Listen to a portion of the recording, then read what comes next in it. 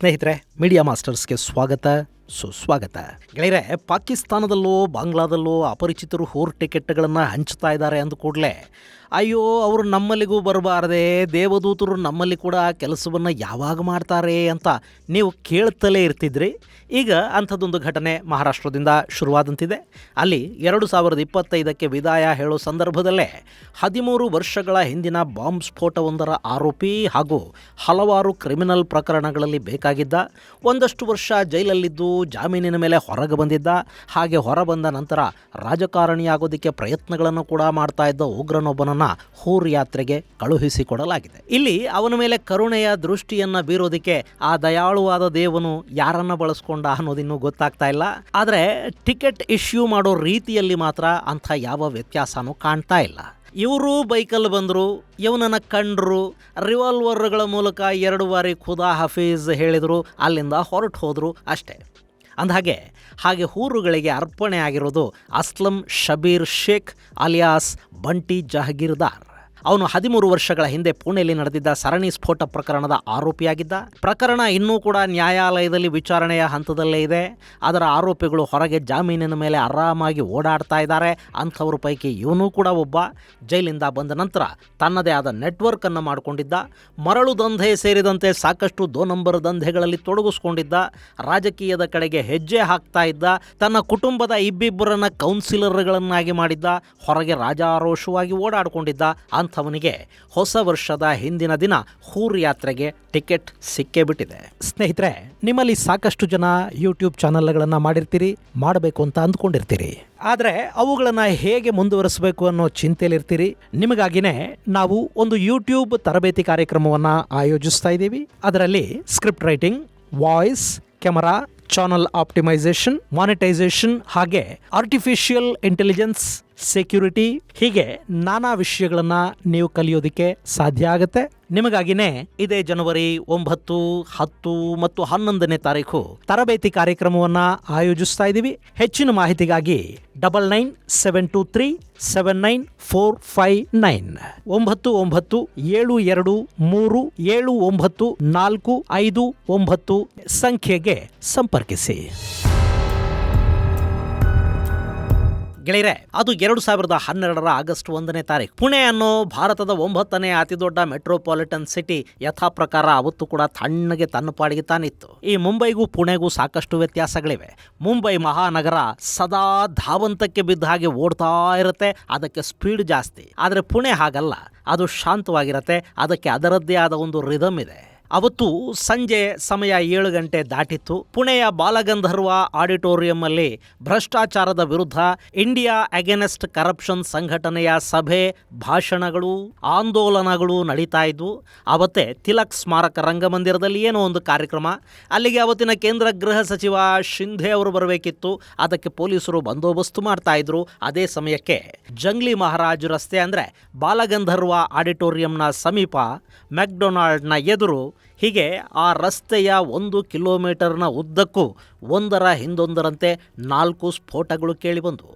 ಎಲ್ಲ ಕೂಡ ಸಣ್ಣ ಸೈಜಿನ ಸ್ಫೋಟಗಳೇ. ತೀರಾ ಮೊನ್ನೆ ದೆಹಲಿಯ ರಸ್ತೆಯಲ್ಲಿ ನಡೀತಲ್ಲ ಆ ಥರದ ಸ್ಫೋಟನೋ ಅಥವಾ ಮುಂಬೈಯಲ್ಲಿ ಹಿಂದೆ ನಡೆದಿದ್ದ ಸರಣಿ ಸ್ಫೋಟದ ಥರದ ದೊಡ್ಡ ಬ್ಲಾಸ್ಟುಗಳು ಅವಲ್ಲ.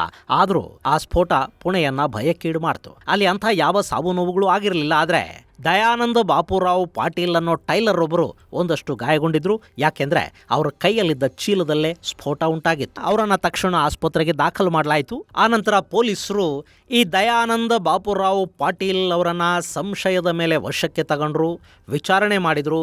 ಈ ಸಂದರ್ಭದಲ್ಲಿ ಆತ, ನಾನು ಬಾಲಗಂಧರ್ವ ಆಡಿಟೋರಿಯಂನಲ್ಲಿ ಭಾಷಣ ಕೇಳೋದಿಕ್ಕೆ ಹೋಗಿದ್ದೆ, ಅಲ್ಲಿ ನನ್ನ ಊಟದ ಬ್ಯಾಗನ್ನು ಕೆಳಗಿಟ್ಟಿದ್ದೆ, ಬರೋವಾಗ ಮಿಸ್ ಆಗಿ ಮತ್ಯಾವುದೋ ಬ್ಯಾಗನ್ನು ತಗೊಂಡು ಬಂದೆ, ಸ್ವಲ್ಪ ದೂರ ಬಂದ ಮೇಲೆ ಇದು ನಂದಲ್ಲ ಅಂತ ಗೊತ್ತಾಯಿತು. ಹೀಗಾಗಿ ಅದು ಯಾರದ್ದು, ಅದರಲ್ಲಿ ಏನಿದೆ ಅಂತ ನೋಡೋದಕ್ಕೆ ಆ ಬ್ಯಾಗನ್ನು ಓಪನ್ ಮಾಡಿದೆ, ತಕ್ಷಣ ಅದು ಬ್ಲಾಸ್ಟ್ ಆಯಿತು ಅಂತ ಹೇಳಿದರು. ಆತ ಹೇಳಿದ ಮಾತುಗಳಲ್ಲಿ ಅನುಮಾನ ಪಡೋ ಥರದ್ದೇನೂ ಇರಲಿಲ್ಲ.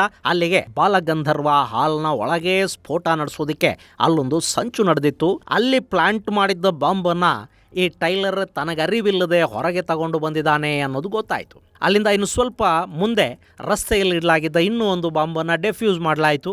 ಈ ಪ್ರಕರಣದ ತನಿಖೆಯನ್ನು ಶುರು ಮಾಡಿದ ಪೊಲೀಸರು ಈ ಕೃತ್ಯದ ಹಿಂದೆ ಇಂಡಿಯನ್ ಮುಜಾಹಿದೀನ್ ಇದೆ ಅನ್ನೋದನ್ನು ಪತ್ತೆ ಮಾಡಿದರು. 8 ಮಂದಿಯನ್ನ ಅಲ್ಲಿ ಅರೆಸ್ಟ್ ಮಾಡಲಾಯಿತು. ಇಂಡಿಯನ್ ಮುಜಾಹಿದೀನ್ ಸಂಘಟನೆಯ ಉಗ್ರ ಕತಿಲ್ ಸಿದ್ದಿಕಿಯ ಸಾವಿಗೆ ಪ್ರತೀಕಾರವಾಗಿ ಈ ಸ್ಫೋಟವನ್ನು ಮಾಡಲಾಯಿತು ಅಂತ ಬಂಧಿತರು ಒಪ್ಪಿಕೊಂಡ್ರು. ಗೆಳೆಯರೆ, ಕತಿಲ್ ಸಿದ್ದಿಕಿ 2005ರಲ್ಲಿ ಬೆಂಗಳೂರಿನ ಇಂಡಿಯನ್ ಇನ್ಸ್ಟಿಟ್ಯೂಟ್ ಆಫ್ ಸೈನ್ಸ್ನಲ್ಲಿ ನಡೆದಿದ್ದ ಉಗ್ರ ದಾಳಿಯ ಆರೋಪಿಯಾಗಿದ್ದವನು. ಹಾಗೆ 2010ರ ಪುಣಾ ಬಾಂಬ್ ಸ್ಫೋಟ ಪ್ರಕರಣದ ಪ್ರಮುಖ ರೂವಾರಿಗಳ ಪೈಕಿ ಇವನು ಕೂಡ ಒಬ್ಬನಾಗಿದ್ದ. ಈ 2010ರ ಪುಣಾ ಬಾಂಬ್ ಸ್ಫೋಟ ಪ್ರಕರಣವನ್ನು ಜರ್ಮನ್ ಬೇಕರಿ ಸ್ಫೋಟ ಪ್ರಕರಣ ಅಂತ ಕರೀತಾರೆ. ಅದರಲ್ಲಿ 18 ಮಂದಿ ಸಾವಿಗೀಡಾಗಿದ್ರು, 54ಕ್ಕೂ ಹೆಚ್ಚು ಜನ ತೀವ್ರವಾಗಿ ಗಾಯಗೊಂಡಿದ್ರು. ಈ ಜರ್ಮನ್ ಬೇಕರಿ ಸ್ಫೋಟ ಪ್ರಕರಣದಲ್ಲಿ ಒಬ್ಬಾಕೆ ಇಟಾಲಿಯನ್ ಪ್ರಜೆ, 2 ಸುಡಾನ್ನ ಪ್ರಜೆಗಳು, ಇರಾನ್ಗೆ ಸೇರಿದ 2 ಸಾವಿಗೀಡಾಗಿದ್ರು. ಹಾಗೆ ಸಾಕಷ್ಟು ವಿದೇಶಿ ವಿದ್ಯಾರ್ಥಿಗಳಲ್ಲಿ ಗಾಯಗೊಂಡಿದ್ರು. ಆ ಪ್ರಕರಣಕ್ಕೆ ಸಂಬಂಧಪಟ್ಟ ಹಾಗೆ ಈ ಕತಿಲ್ ಅಹ್ಮದ್ನನ್ನ ಅರೆಸ್ಟ್ ಮಾಡಲಾಗಿತ್ತು. ಅವನನ್ನ ಯರವಾಡ ಜೈಲಲ್ಲಿಟ್ಟಿದ್ರು. ಆ ಜೈಲಲ್ಲೇ ಅವನ ಕೊಲೆ ನಡೆದು ಹೋಯಿತು. ಈ ಕೊಲೆಗೆ ಪ್ರತೀಕಾರವನ್ನು ಹೇಳ್ತೀವಿ ಅನ್ನೋ ಥರದ ಬೆದರಿಕೆ ಪತ್ರಗಳು ಕೆಲ ತಿಂಗಳ ಹಿಂದೆ ಪುಣೆಯ ಪೊಲೀಸರಿಗೆ ಬಂದಿದ್ವು. ಹೀಗಾಗಿ ಈ ಕೃತ್ಯ ಅದೇ ಕಾರಣಕ್ಕೆ ನಡೆದಿರಬೇಕು ಅನ್ನೋ ನಿರ್ಧಾರಕ್ಕೆ ಬರಲಾಯಿತು. ಇದರ ಜೊತೆ ಕೇಂದ್ರ ಸರ್ಕಾರ ಸಿಮಿ ವಿಸ್ತರಣೆ ಮಾಡಿ ಆದೇಶವನ್ನು ಹೊರಡಿಸಿತು. ಈ ಕಾರಣ ಕೂಡ ಸ್ಫೋಟದ ಹಿಂದಿರಬಹುದು ಅಂತ ತನಿಖಾ ಏಜೆನ್ಸಿಗಳು ಅನುಮಾನವನ್ನು ವ್ಯಕ್ತಪಡಿಸಿದ್ವು. ಆರೋಪಿಗಳ ಬಂಧನ ಆಯಿತು. ಆದರೆ ವಿಚಾರಣೆ ತುಂಬ ವಿಳಂಬ ಆಗ್ತಾ ಹೋಯಿತು ಮತ್ತು ಅಷ್ಟು ಆರೋಪಿಗಳಿಗೆ ಜಾಮೀನು ಕೂಡ ಸಿಕ್ತು. ಅವರವತ್ತು ಹಾಗೆ ಅರೆಸ್ಟ್ ಆಗಿ ಜಾಮೀನು ಪಡ್ಕೊಂಡವರ ಪೈಕಿ ಈ ಅಸ್ಲಂ ಶಬೀರ್ ಶೇಖ್ ಅಲಿಯಾಸ್ ಬಂಟಿ ಜಾಗೀರ್ದಾರ್ ಕೂಡ ಒಬ್ಬ. ಗೆಳೆಯರೆ, ಶಬೀರ್ ಶೇಖ್ ಜೈಲಿಂದ ಬಿಡುಗಡೆಯಾಗಿ ಅಹಲ್ಯಾನಗರ ಜಿಲ್ಲೆಯ ಶ್ರೀರಾಂಪುರದಲ್ಲಿ ವಾಸ ಮಾಡತೊಡಗಿದ್ದ. ಅವನ ಮೇಲೆ ಬಾಂಬ್ ಸ್ಫೋಟ ಪ್ರಕರಣ ಮಾತ್ರ ಅಲ್ಲದೆ ಕೊಲೆ ಯತ್ನ, ಸುಲಿಗೆ, ಹೀಗೆ ಸುಮಾರು 18ಕ್ಕೂ ಹೆಚ್ಚು ಪ್ರಕರಣಗಳು ದಾಖಲಾಗಿದ್ವು. ಸೇನೆಗೆ ಸಂಬಂಧಿಸಿದ ರಹಸ್ಯ ಮಾಹಿತಿ ಸೋರಿಕೆಗೆ ಸಂಬಂಧಪಟ್ಟ ಹಾಗೆ ಕೂಡ ಅವನ ಮೇಲೊಂದು ಪ್ರಕರಣ ದಾಖಲಾಗಿತ್ತು. ಆ ಪ್ರಕರಣದಲ್ಲಿ ಅವನ ಬಂಧನವೂ ಆಗಿತ್ತು. ಅದರಲ್ಲೂ ಜಾಮೀನಿನ ಮೇಲೆ ಅವನು ಬಿಡುಗಡೆ ಆಗಿದ್ದ. ಇಷ್ಟೆಲ್ಲ ಆದಮೇಲೆ ಅಹಲ್ಯಾನಗರ ಜಿಲ್ಲೆಯಲ್ಲಿ ವಾಸ ಮಾಡ್ತಾ ಇದ್ದ. ಸಾಕಷ್ಟು ಪ್ರಕರಣಗಳು, ಜೈಲು ಎಲ್ಲ ಆದಮೇಲೆ ಅವನು ರಾಜಕೀಯಕ್ಕೆ ಪ್ರವೇಶ ಮಾಡದೇ ಇರೋದಕ್ಕೆ ಸಾಧ್ಯನಾ? ಆ ಭಾಗದಲ್ಲಿ ಪ್ರಭಾವಿ ಮುಸ್ಲಿಂ ಮುಖಂಡ ಅನ್ನಿಸ್ಕೊಳ್ಳತೊಡಗಿದ್ದ. ಅವನ ತಾಯಿ NCP ನಾಯಕಿಯಾಗಿ ಗುರುತಿಸ್ಕೊಂಡಿದ್ಲು. ಶ್ರೀರಾಂಪುರದ ಮುನ್ಸಿಪಲ್ ಕೌನ್ಸಿಲ್ಗೆ ಮೆಂಬರ್ ಕೂಡ ಆಗಿದ್ಲು. ಅವನ ಹತ್ತಿರದ ಸಂಬಂಧಿ ರೈಸ್ ಜಾಗೀರ್ದಾರ್ ಅನ್ನೋನು ಕೂಡ ಇತ್ತೀಚೆಗಷ್ಟೇ ಶ್ರೀರಾಂಪುರದ ಕೌನ್ಸಿಲರ್ ಆಗಿ ಆಯ್ಕೆಯಾಗಿದ್ದ. ಇನ್ನು ಈ ಶಬೀರ್ ಜಾಗೀರ್ದಾರ್ ಅಲ್ಲಿ ಮರಳು ದಂಧೆಯನ್ನು ಮಾಡ್ತಾ ಇದ್ದ. ಬಡ್ಡಿ ಮಾಫಿಯಾ ಇತ್ತು. ಅಹಲ್ಯಾನಗರ ಜಿಲ್ಲೆಯ ಒಂದಷ್ಟು 2 ನಂಬರ್ ದಂಧೆಗಳಿಗೆ ಇವನು ಗಾಡ್ ಫಾದರ್ ಥರ ಕೂಡ ನಿಂತ್ಕೋತಿದ್ದ. ರಾಜಕೀಯ ಸಂಪರ್ಕಗಳು, ಜೈಲಿನ ಕಾಂಟ್ಯಾಕ್ಟುಗಳು, ಮತ, ಅದರಿಂದ ಬಂದು ಮದ ಅಲ್ಲಿ ಎಲ್ಲ ಇದ್ದು. ಅಂಥವನು ಮೊನ್ನೆ ಯಾರದ್ದೋ ಸಾವಿಗೆ ಸ್ಮಶಾನಕ್ಕೆ ಹೋಗಿದ್ದಾನೆ. ಅಲ್ಲಿಂದ ವಾಪಸ್ಸು ಬರ್ತಿರುವಾಗ ಸ್ಮಶಾನದ ಗೇಟಿನ ಬಳಿಯಲ್ಲೇ ಅವನಿಗೆ ಹೂರ್ ಟ್ರಾವೆಲ್ಸ್ನ ಏಜೆಂಟರ ಜೊತೆ ಮುಖಾಮುಖಿಯಾಗಿದೆ. ಅವರು ಕೂಡ ಅಲ್ಲಿ ತುಂಬ ತಡ ಮಾಡೋದಕ್ಕೇನು ಹೋಗಲಿಲ್ಲ. ಇವನು ಕಾಣಿಸಿದ ಕೂಡಲೇ ಅಲ್ಲೇ ಟಿಕೆಟ್ ಡೆಲಿವರಿ ಮಾಡಿದ್ದಾರೆ ಅಷ್ಟೇ. ಪಾಪ ಅಲ್ಲಿ ಹೂರ್ ಟೂರ್ ಏಜೆಂಟ್ರು 2 ಇದ್ರು. ಬೈಕಲ್ಲಿ ಬಂದಿದ್ರು. ಯಾರು ಅನ್ನೋದು ತಕ್ಷಣಕ್ಕೆ ಗೊತ್ತಾಗದ ಹಾಗೆ ಮುಸುಕು ಹಾಕ್ಕೊಂಡಿದ್ರು. ಇವನ ಮೇಲೆ 2 ಬಾರಿ ಗುಂಡು ಹಾರಿಸಿದ್ರು. ಅಲ್ಲಿಂದ ಅವ್ರು ಬಂದಷ್ಟೇ ವೇಗವಾಗಿ ಹೊರಟು ಹೋದರು. ಇನ್ನು ಇವನಿಗೆ ಸ್ಮಶಾನದ ಮುಂದೆ ಟಿಕೆಟ್ ಸಿಗುತ್ತು ಅಂತ ಅಲ್ಲಿಂದ ಹಾಗೆ ತಗೊಂಡು ಹೋಗಿ ದಫನ್ ಮಾಡೋದಕ್ಕೆ ಆಗೋದಿಲ್ವಲ್ಲ. ಸೊ ರಕ್ತದ ಮಡುವಲ್ಲಿ ಬಿದ್ದಿದ್ದವನನ್ನು ಆಸ್ಪತ್ರೆಗೆ ದಾಖಲು ಮಾಡಿದ್ರು. ಅಲ್ಲಿ ವೈದ್ಯರು ಸಾವು ಖಚಿತಪಡಿಸಿದ್ರು ಅಷ್ಟೇ. ಇನ್ನ ಇಲೈಹಿ ರಾಜೀವೂನ್ ಮುಗಿದು ಹೋಯಿತು. ಗೆಳೆಯರೆ, ಈಗ ಈ ಘಟನೆಗೆ ಸಂಬಂಧಪಟ್ಟ ಹಾಗೆ ಪೊಲೀಸರು ಕೊಲೆ ಪ್ರಕರಣವನ್ನು ದಾಖಲು ಮಾಡಿಕೊಂಡಿದ್ದಾರೆ.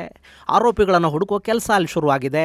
ಇಲ್ಲಿ ಅವನೊಂದಿಗೆ ಬೇರೆ ಬೇರೆ ವ್ಯವಹಾರಗಳಿಗೆ ಸಂಬಂಧಿಸಿದಂತೆ ಉಂಟಾಗಿದ್ದ ವೈಮನಸ್ಯಗಳ ಕಾರಣಕ್ಕೆ ಈ ಕೃತ್ಯ ನಡೆದಿರಬಹುದು ಅಂತ ಪೊಲೀಸರು ಶಂಕೆ ವ್ಯಕ್ತಪಡಿಸ್ತಾ ಇದ್ದಾರೆ. ಇರಬಹುದು, ಯಾಕೆಂದರೆ ಇವರ ವಹಿವಾಟುಗಳು ತುಂಬಾ ಇರುತ್ತವೆ. ಆದರೆ ಕಾರಣ ಏನೇ ಇರಲಿ, ಬಾಂಬ್ ಸ್ಫೋಟ, ಉಗ್ರರ ಜೊತೆ ನಂಟು, ರಹಸ್ಯ ಮಾಹಿತಿಗಳ ಸೋರಿಕೆ, ದೇಶದ್ರೋಹ ಮುಂತಾದ ಪ್ರಕರಣಗಳಲ್ಲಿ ಭಾಗಿಯಾದವನು ರಾಜಕೀಯ ನಂಟನ್ನು ಬೆಳೆಸ್ಕೊಂಡು ಬಲಿತಾ ಹೋದರೆ ಅವನು ಸಮಾಜಕ್ಕೆ ಕಂಟಕ ಅಂತೂ ಆಗ್ತಾನೆ. ಹೀಗಾಗಿ ಇಂಥ ಕ್ರಿಮಿಗಳ ಬಗ್ಗೆ ಸಿಂಪತಿ ಅಂತೂ ಯಾರಿಗೂ ಇರಬಾರದು. ಇದು ಗೆಳೆಯರೆ, ಪುಣೆ ಸ್ಫೋಟ ಪ್ರಕರಣದ ಆರೋಪಿಗಳ ಪೈಕಿ ಒಬ್ಬ ಇಂಡಿಯನ್ ಮುಜಾಹಿದೀನ್ ಉಗ್ರ ಸಂಘಟನೆಯ ಸದಸ್ಯ. ಸುಮಾರು 18ಕ್ಕೂ ಹೆಚ್ಚು ಪ್ರಕರಣಗಳಲ್ಲಿ ಆರೋಪಿಯಾಗಿದ್ದವನು ತನ್ನದೇ ಊರಲ್ಲಿ ಸ್ಮಶಾನದ ಎದುರೇ ಹೂರ್ ಯಾತ್ರೆಗೆ ಕಳುಹಿಸಲ್ಪಟ್ಟ ಕುರಿತಾದ ಒಂದಷ್ಟು ಮಾಹಿತಿ. ಮುಂದಿನ ಸಂಚಿಕೆಯಲ್ಲಿ ಮತ್ತಷ್ಟು ವಿಶೇಷಗಳ ಜೊತೆ ಮತ್ತೆ ಭೇಟಿಯಾಗೋಣ. ಅಲ್ಲಿವರೆಗೆ ಜೈ ಹಿಂದ್, ಜೈ ಕರ್ನಾಟಕ.